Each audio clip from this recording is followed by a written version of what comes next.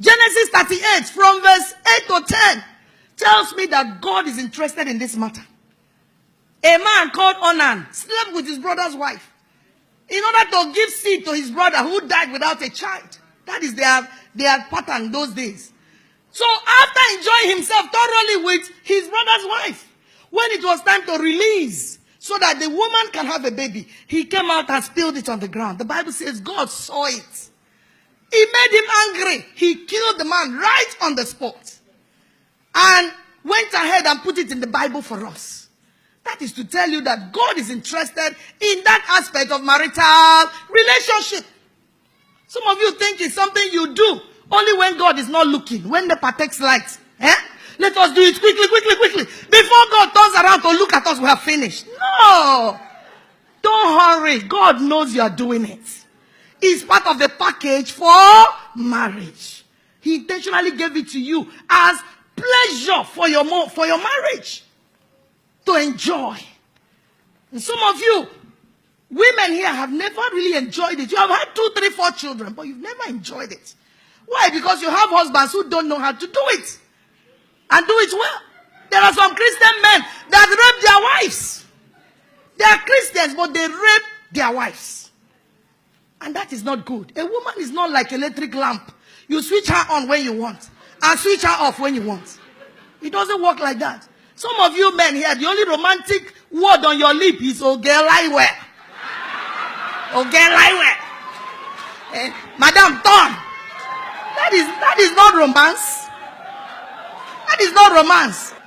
A very, very powerful holiness church in my town is in their mouth. I heard it first. They don't call it sex from the pulpit like this so that they don't sound carnal. They call it fellowship. When it is time for that fellowship, there should be time for opening prayer. All those toasting, I love you past my mother, the necking, the kissing, the caressing, everything that goes with it. That is the opening prayer. Then, of course, there should be time for praise and worship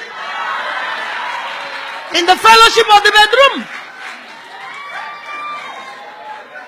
It goes also with testimonies. Remember all the good things that your husband is doing for you. All the good things. Talk to each other. Talk. Don't just do it as something you do in the dark. Everybody's mouth is sealed. And then you can't even look at each other's face. That's not how it should be done. It's a fellowship. Let it come alive. Because if you do it the right way, you wouldn't have to apply for visa before your wife gives you entrance. Like some of the men, you will whine and whine her like a microphone because, already she's never romantic, You have to whine and whine and whine, beg her and promise her heaven and earth. Then she will now tell you, my head, my shoulder, my knee, my toe, everywhere is paining me. Just leave me alone. Because she knows you don't know how to do it well.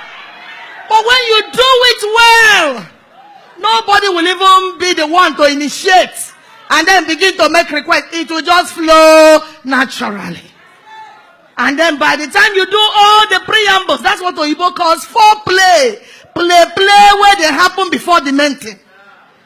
Then God allowed the woman's body in a way that by the time the proper thing is done, the body of the woman is ready to welcome the man of God to arrive to minister the word.